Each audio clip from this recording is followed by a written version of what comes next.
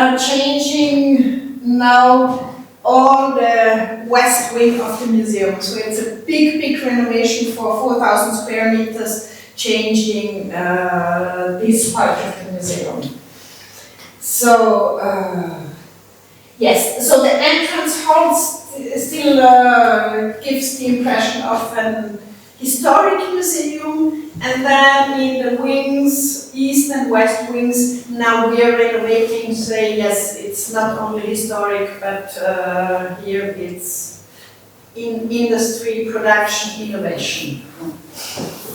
But our big object, we have to put it here because there is nothing underneath. So, this is the west wing of the museum with a big, I don't know how to call it in English. We call it so a steel cooker is from first in Linz. The biggest object in the museum. It has. We brought it in the 90s during the renovation. These galleries were constructed in the 90s, so they put in the big object and then they put the galleries on top. So this one will never leave the museum. It was a curator from Linz, and it was his monument, the deputy director, they say, because in Linz and the museum, the regional museum, they have this model of the original, the small one. We have the real one, and this on the gallery is an exhibition about labor and work, and the part in which the installation of Joseph is also integrated, but I will show it later. This part is about what we call at the time heavy industry. Now it will be open next year, about materials and industry. And in this part we will have the new exhibition about science and nature. So, yes, it's a little bit an impression. So these are the steam engines. These are our aeroplanes under the glass roof. The same. Yeah. So the museum has sort of 3 glass roofs on every end. How many courtyards is covered? We have 2 courtyards on the side and one what we call the middle hall. So here you see also, yes, the steel from the steel production, and look on this on the working exhibition. Yes, trains.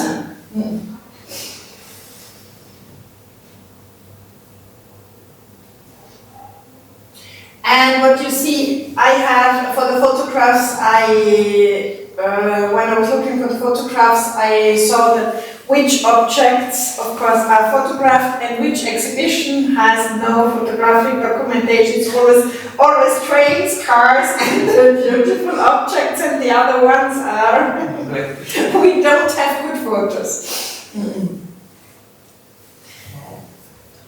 Yes, that is, for example, this train, so it's a city train from the, and it was completely renovated by the museum, so we reconstructed half of the wagon. So you see, that's the mobility department with the cars and the bikes. We try to put as much as possible, what curators love to do. But you work you have also designers employed, or you have from outside your everything. So my department, I am from the exhibition department, the curators are from the collection department, and we work together. So we have the project lead in our department, we have architects, one designer, one architect, one graphist in the team, media team, photographers, and depending, we do some exhibitions we do completely with our team. Some exhibitions we do our graphist is making the graphic. We work with architects or exhibition agencies. Sometimes we have really big public offers, so an agency is doing project management, design, graphics, videos, interactives. So we have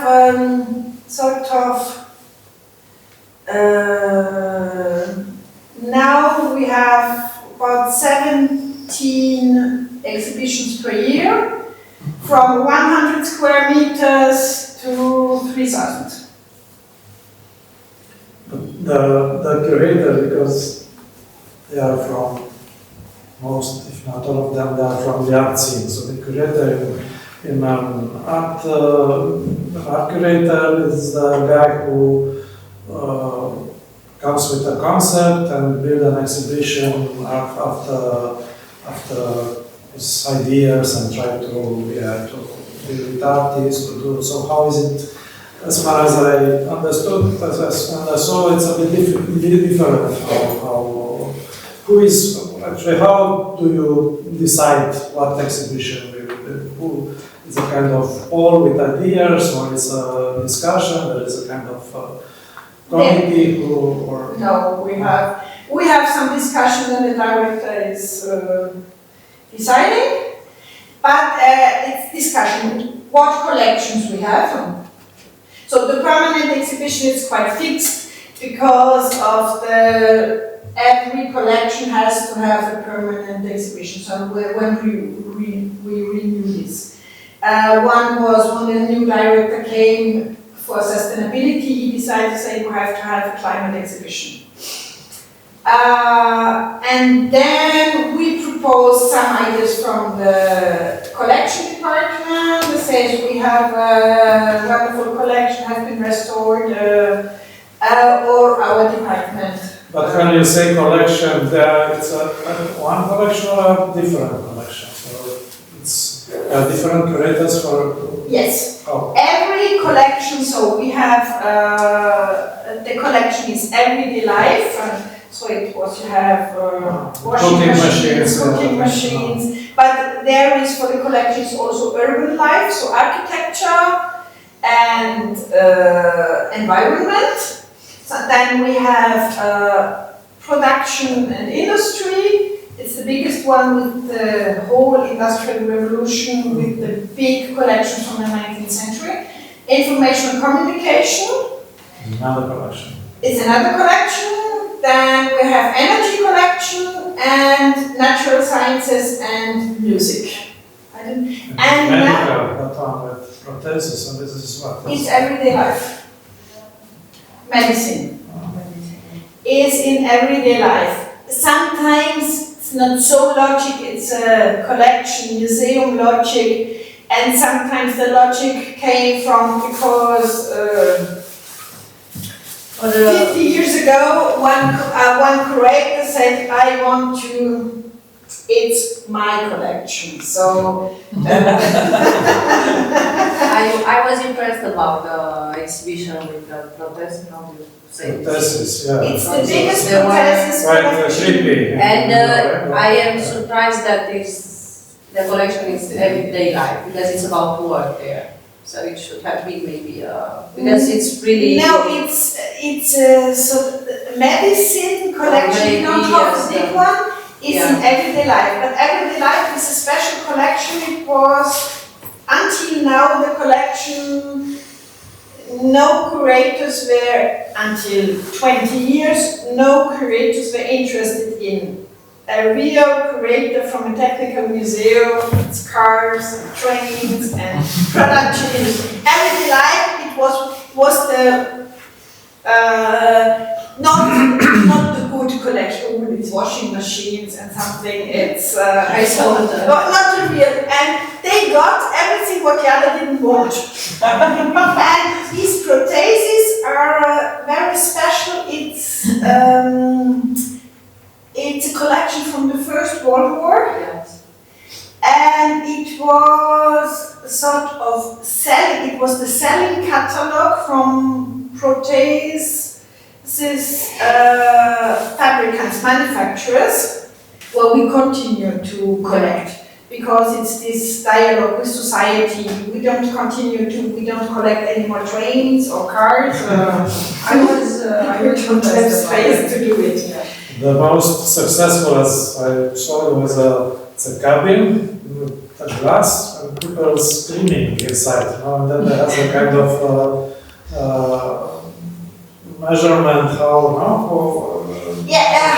for kids they're crazy. How loud screaming. For example, to know when you work how loud it can be. But this is another collection at space. We don't have a big space collection, but we have this is the Raumanzug, how do you call it, the space suit of the Austrian astronaut. This one, and in 3 or 4 years we'll expand our space exhibition. People love that. It's one of the most successful. And here we continue to collect, for example, but it's satellites, it's industrial items. So that's a very beautiful collection. It's musical instruments.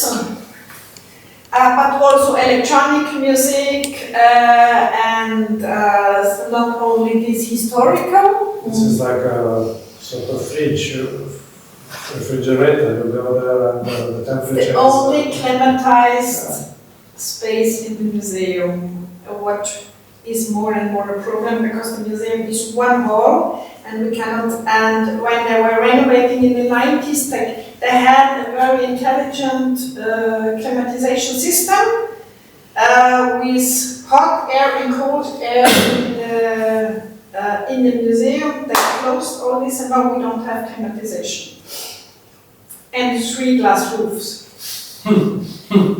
So summer is, yes, and there's no solution. What happened? Sorry. Huh? What happened? Why? They had big conducts, and they closed the conducts and put all the cables into the conducts. And now we have a normal heating system, but this heating, it was a heating and sort of natural climatization with cold night air. What is now very innovative. You do that, but everything is closed now, all the conducts are closed, and you cannot reuse them again. Yeah. So that with the electric cables.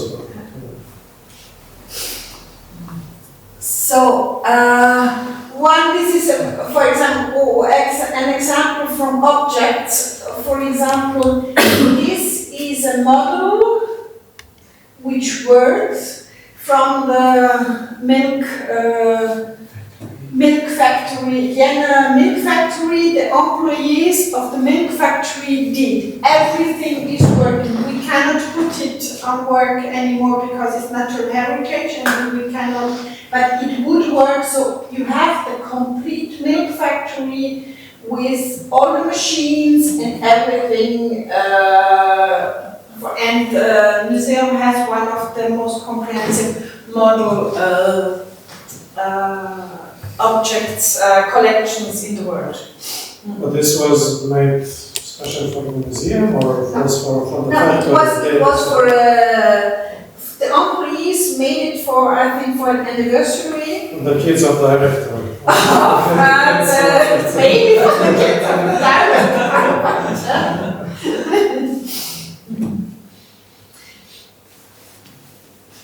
We have here, so this is,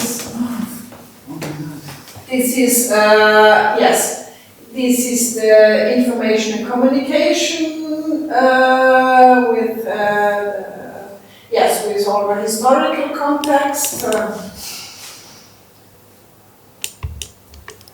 This is also the information and communication, and now, for example, we do for sustainability or for such environmental, we try to change things in the exhibitions, in the permanent exhibition. But what is the problem? Of course, these interventions they disappear if you have all the big, beautiful historical objects. And this exhibition, that is one of this, especially for younger audience, so about mobility and transport with a lot of hands-on. What you have a little bit in science centers, but we always try to combine it with objects.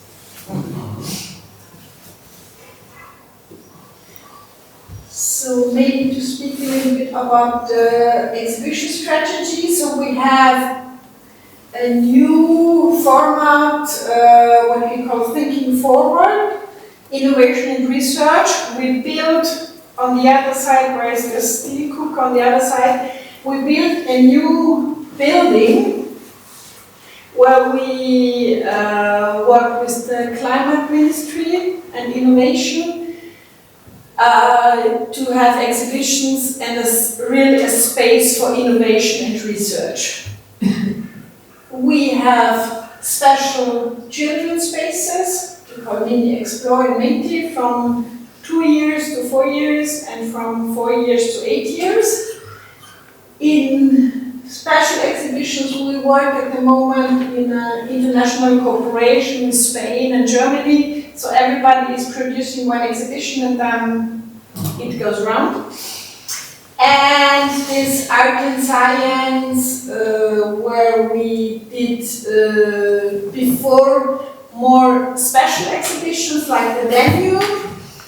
And now we try to integrate it more in the permanent exhibition, and where but I have some pictures so I show, and here the catalogs.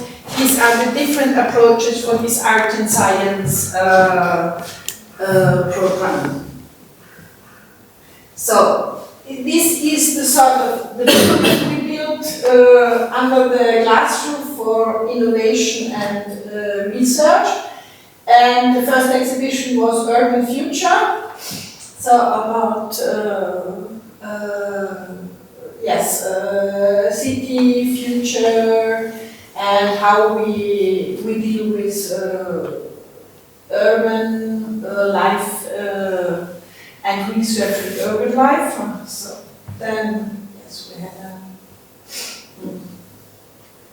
And this was made by your designers or? No, this was Norwegian graphic designer, artist Astrid Feldner-Reed, who made this installation. She did the whole graphic of this exhibition. And the building, the construction? And the building was a competition. It was an Austrian team, Propeller Z, who won it, and the exhibition was another quite famous Austrian architecture team, PPAG, who did the exhibition. It was not easy. Once one group made the construction and the other made the exhibition. It was an experiment. Yeah. It was quite challenging because, as you see here, the construction was like a very rational, very, the architects had like IKEA, and you can do everything. You can open it, close it, and we can put a train on it, so it.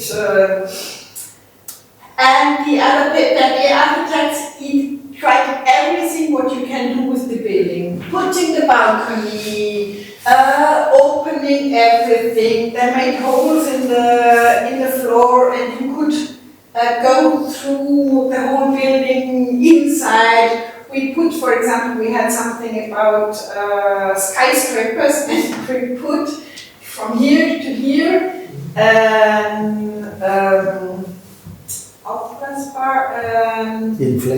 inflammable model of the Burj Khalifa through 4 floors. So the architect who constructed the initial, he was a little bit indeed, what are you doing with my building? And they were fighting. But yes. This is happening also in urban situation. Yes. One architect is doing, and then later either the inhabitants or some others, they are changing.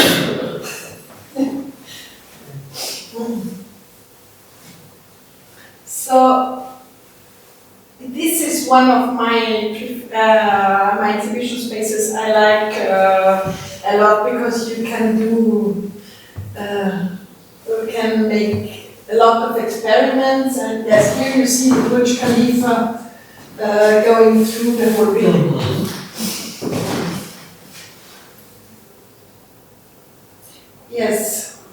Yes, and you see, yes, here we had a sort of big interactive installation, and we had a real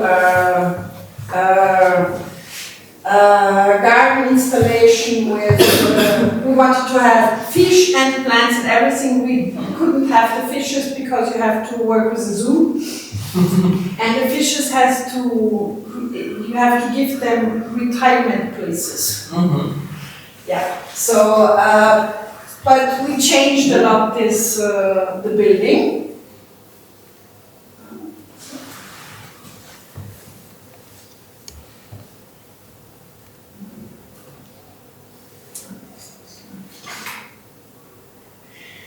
And you see that was the exhibition afterwards. And complete. So everything is modular. So you can Everything change. is modular. It was work in production. And Whoa. then it was artificial intelligence. This was a Dutch agency, exhibition agency, who won the competition. And at the moment, When you make a competition, you show what objects will be there, or how? now we don't make, we make a competition in sense of public offer. We call for public offers. So It's like a public tender. it's like a public tender. It's horrible. I work in public For exhibition, if you don't know, because we want to work with the designers and not having the complete concept, so we have an idea of the concept, and then you try to find the designers, and they have to make a proposition, like a little bit of competition, but for public tenders, small offices, small teams don't make. don't make it. So you have really the big teams. It's a bureaucratic process because you have to write about everything you're going to do. We learn at the moment, I learn a lot about public tenders. Because we are in, it's public tenders you make like for construction, but the structure of it is made for if you build, I don't know, apartments.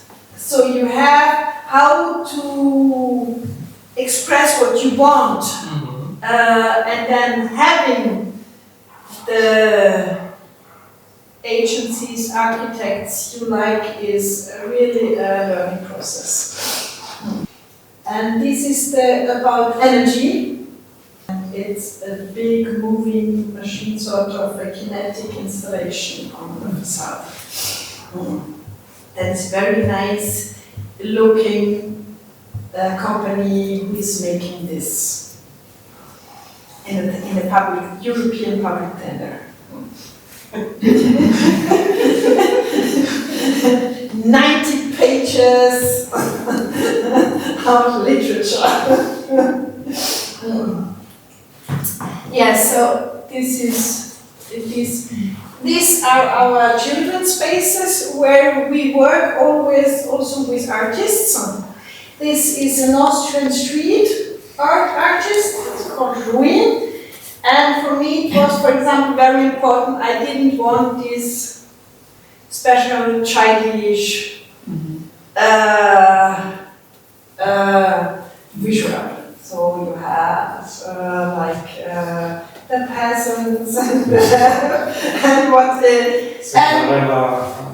and I thought my child is too big now.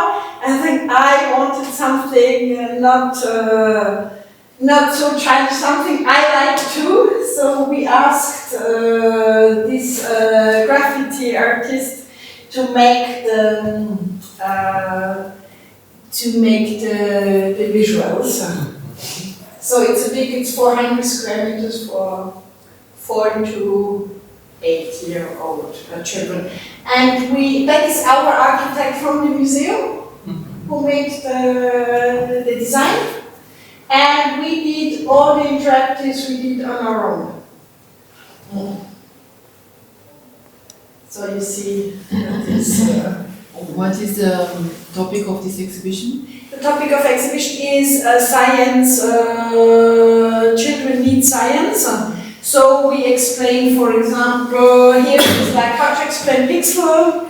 We have one to explain how a computer works, and it's a play.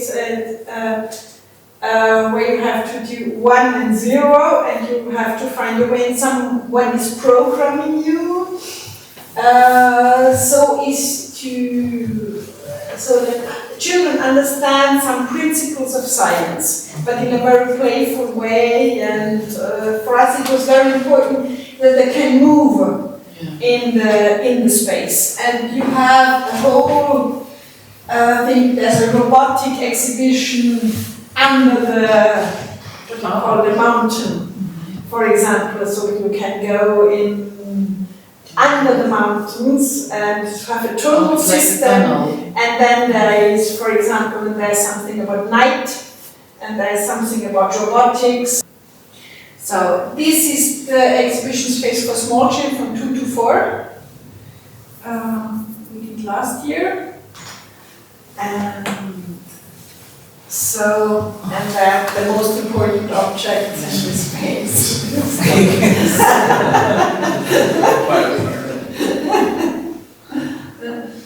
And we have also a maker space, a fab lab, with 3D printing, laser cutting, etc.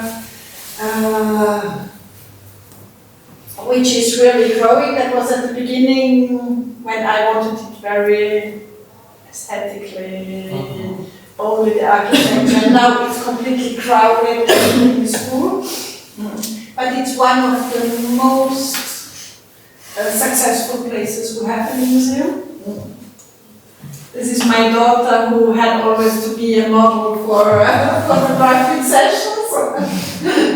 When your mother works in the museum. We need a photo tomorrow. Can you come with your friends? This is this touring exhibition. It was the first we did about food and sustainability, and it's the exhibition when it went to Spain. So it's a sort of touring system, so all the chapters with this system. It was very complicated for a touring exhibition.